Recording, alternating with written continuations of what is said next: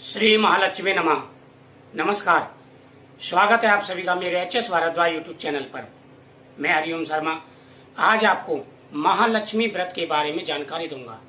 महालक्ष्मी व्रत जिसमें 16 गांठ का धागा बांधा जाता है और यह व्रत संतान प्राप्ति, धन प्राप्ति और संतान की रक्षा के लिए किया जाता है। यह व्रत करने से मनोकामना पूरी होती है और माता लक्ष्मी की सदा ही कृपा बनी रहती है। यह व्रत बहुत ही पवित्र व्रत होता है और जो महिलाएं यह व्रत करती हैं या पुरुष व्रत करते हैं उनको हर प्रकार की जो है कामयाबी मिलती है। माता लक्ष्मी की सदा ही कृपा बनी रहती है। यह व्रत भाद्रपद शुक्ल पक्ष की अष्टमी से शुरू किया जाता है। पहले 16 दिन का व्रत रखते थे, लेकिन अब उसी दिन व्रत रखते हैं जिस दिन यह समापन होता है, यानी अश्विनी मास के कृष्ण पक्ष की जो अष्टमी आती है उसमें यह व्रत संपन्न किया जाता है और उसी दिन माता लक्ष्मी का यह व्रत किया जाता है। सुबह धागा बांधते हैं इसमें और शाम को कथा सुनने के बाद में धागा खोल देते हैं। इस दिन बहुत ही अच्छा योग, तो भगवान विष्णु और माता लक्ष्मी दोनों की कृपा प्राप्त होने वाली है। इस दिन सुबह स्नान आदि करके माता लक्ष्मी और भगवान विष्णु का ध्यान करते हुए सुबह के समय धागा बांध लेते हैं और शाम को कथा सुनने के बाद में धागा खोल देते हैं। एक धागा माता लक्ष्मी के नाम का बांधा जाता है, रखा जाता है, उसे हम तिजोरी में रखते हैं जिससे साल भर माता लक्ष्मी की कृपा बनी रहती है। जितने घर के बंदे होते हैं उसी हिसाब से धागा बांधा जाता है। लड़का लड़की, माता पिता सभी अपने अपने नाम का धागा बांधते हैं और माता की कथा सुनते हैं। माता लक्ष्मी की पूजा करें। राजा मंगल सेन की कथा इसमें कही जाती है। यह कथा सुनने मात्र से ही सभी मनोकामनाएं पूरी हो जाती हैं। अब मैं आपको कथा सुनाऊंगा, कथा ध्यान से सुने। थोड़े से चने की दाल लेकर के, पुसा लेकर के कथा का श्रवण किया जाता है। शुद्ध देसी घी का दीपक जला करके कथा सुनी जाती है। प्राचीन समय में मंगल सेन नाम का राजा था। उसके दो रानियां थी, चिल्ल देवी और चूल देवी। राजा एक बार महल की छत पर बैठे हुए थे। रानी चिल्ल देवी से बोले कि हे चिल्ल देवी, मैं तुम्हारे लिए इस टापू के अंदर बहुत ही अच्छा भवन का और बगीचे का निर्माण कराऊंगा। रानी बोली कि स्वामी, आपकी यही इच्छा है तो आप निर्माण कराइए। राजा मंगल सेन ने बहुत ही सुंदर बगीचा बनवाया। उस बगीचे में अनेकों प्रकार के फल लगे हुए थे। एक बार अकस्मात उस बगीचे में बारहा घुस गया, यानी सुअर घुस गया और उसने बगीचे को उजाड़ना आरंभ कर दिया। सभी जो रखवाली करने वाले थे उनको भी घायल कर दिया। वह सभी राजा के पास पहुंचे और राजा से कहने लगे कि हे राजन, आपके बगीचे में बारहा घुस गया है, उसने संपूर्ण बगीचे को उजाड़ दिया है। राजा हाथ में नंगी तलवार लेकर के बगीचे की तरफ गया और उसने कहा कि जिसकी तरफ से भी वह सुअर निकल जाएगा मैं उसको मृत्युदंड दूंगा। लेकिन भाग्य का खेल ही कुछ और होता है। वह राजा की तरफ से ही निकल के भाग गया। राजा उसका पीछा करते हुए जंगल में जा पहुंचा और वहां पर हार थक करके एक बरगद के पेड़ के नीचे बैठ गया। तभी वहां पर एक ब्राह्मण पटुक आया। उसने उसको देखा और पूछने लगा, हे राजन, आप थक गए, आपको क्या चाहिए? राजा ने देखा कि भयंकर जंगल में ये कहां से आ गया।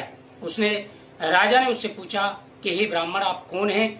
पर कि प्रभु, मैं आपके ही राज्य का रहने वाला एक बटुक ब्राह्मण हूँ, मैं आपकी सेवा के लिए उपस्थित हुआ हूँ। राजा ने उससे कहा कि मुझे शीतल जल चाहिए।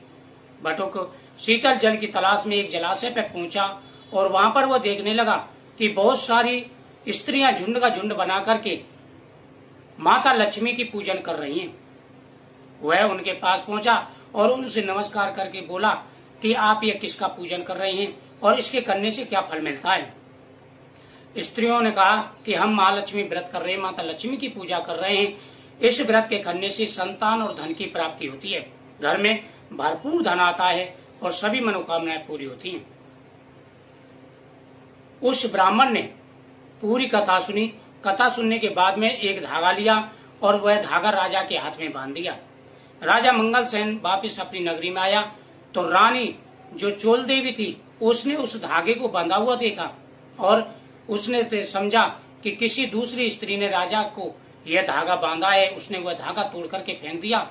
चिल्ल देवी वहां पर बैठी हुई थी। उसने उस बटुक ब्राह्मण को बुलाया और धागे को मंगाया। उसने उससे उस धागे की विधि पूछी और वह धागा बांध लिया। माता लक्ष्मी चोल देवी से रुष्ट हो गई।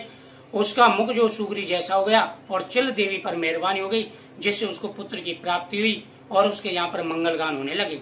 राजा भी उसे प्यार करने लगा।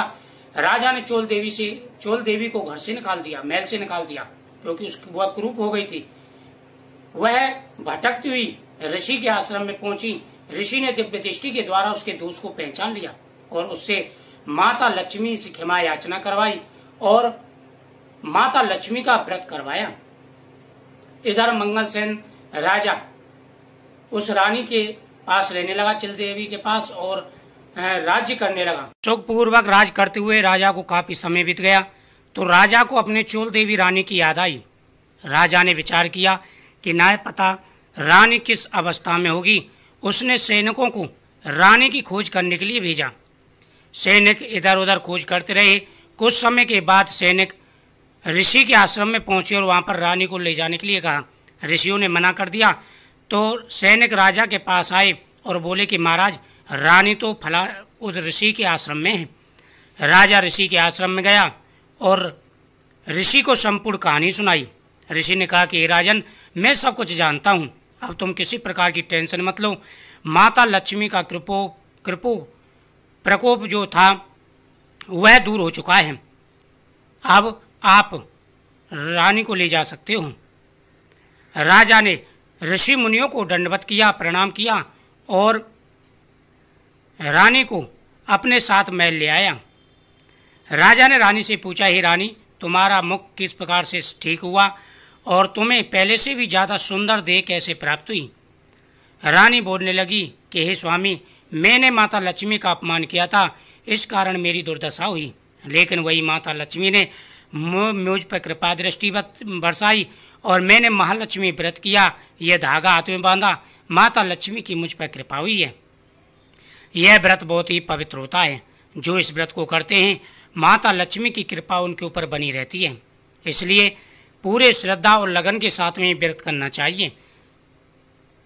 इस व्रत में कथा सुनने के बाद में सारे धागे माता लक्ष्मी के सामने रख दें।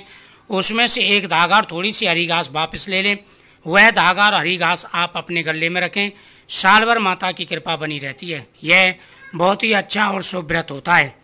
इस व्रत का अनादर नहीं करना चाहिए। इस व्रत में कुछ नियमों का पालन भी करना चाहिए। इस व्रत में झूठ नहीं बोलना चाहिए, शुद्ध फलाहार करना चाहिए। घर के अंदर कोई भी तामसिक चीज़ नहीं बननी चाहिए और इस दिन पूरे दिन महालक्ष्मी नमः मंत्र का जाप भी करना चाहिए। संतान की रक्षा होती है और संतान की प्राप्ति होती है, शून्य गोद भर जाती हैं। माता लक्ष्मी का सबसे महत्वपूर्ण व्रत है ये। ओम नमः शिवाय। श्री महालक्ष्मी नमः।